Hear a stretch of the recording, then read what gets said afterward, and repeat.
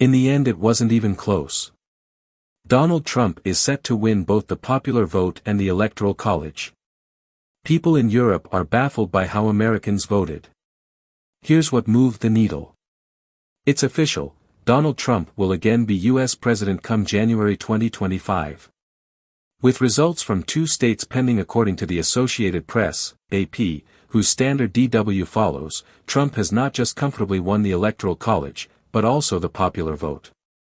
As of Wednesday evening local time in Washington, the Republican candidate and president-elect had more than 72 million votes, while his Democratic opponent Kamala Harris had fewer than 68 million votes.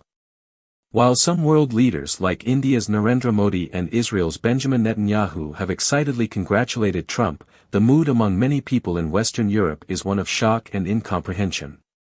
DW shared a video on social media platform X that shows a number of Germans saying they're sad, scared and disappointed.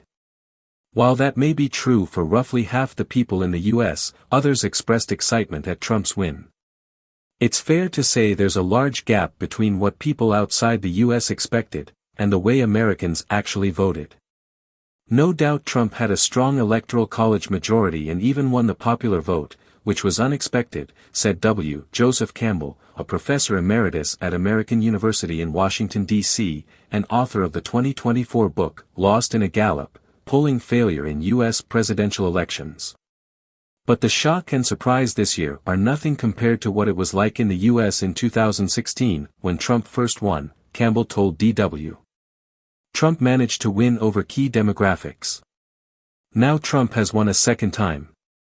One big contributing factor was the coalition of voters he managed to build.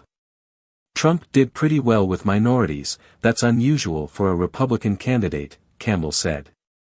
Trump increased his support among both Black and Latino voters in the 2024 election compared to the vote shares he won in 2020. 4 years ago, 8% of Black voters cast their ballot for Trump, this year it was 16%. His share of Latino voters increased from 35% in 2020 to 42% in 2024, according to AP.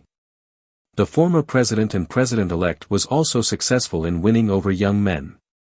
In 2020, 45% of men aged 18 to 44 voted for Trump, this year that number rose to 52%, according to AP. Among male voters aged 18 to 29, Trump won with a 13 percentage point margin ahead of Kamala Harris. 4 years ago, Joe Biden had still managed to win this group with a 15 percentage point margin. Trump made an aggressive pitch to 18 to 29-year-old men across different ethnic groups and was successful, Michelle Egan, a professor of politics, governance and economics at American University, told DW. One factor was that he managed to reach them on social media and didn't bank on traditional get-out-the-vote measures like door-knocking. Harris's fight for abortion rights didn't reach young men. Another one of Harris's problems was that a main talking point she brought up at pretty much every campaign appearance didn't reach young male voters: abortion rights. Harris banked on this issue and it appealed to 18 to 29-year-old women, where she made inroads, said Egan. But it didn't appeal the same way to 18 to 29-year-old men. Harris had said she would fight to bring back the nationwide right to access abortions that a conservative Supreme Court majority had repealed in 2022.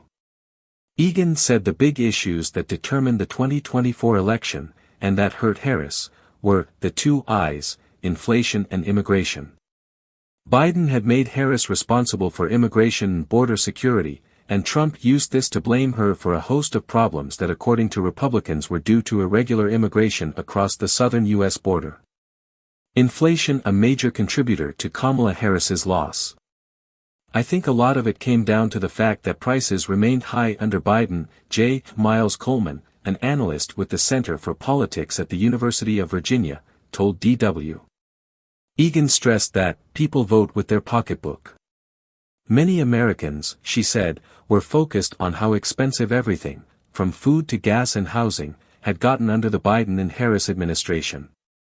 Campbell agreed that the economy played a major role in Trump's win. Elections in this country are almost always a referendum on the incumbent administration, and Harris didn't divorce herself enough from that, he said. The hard economic times aren't over. Many Americans struggle with making ends meet, with buying a house, with putting food on the table. Ukraine not a major concern for voters. There's a concern from the European side that Trump is going to severely limit aid to Ukraine, based on how close he is with Putin and the skeptical way he has talked about NATO. This potentially curtailed Ukraine support has not hurt him in the election. A lot of what Americans care about is bread and butter domestic issues, Egan said. Ukraine and Israel just weren't as important.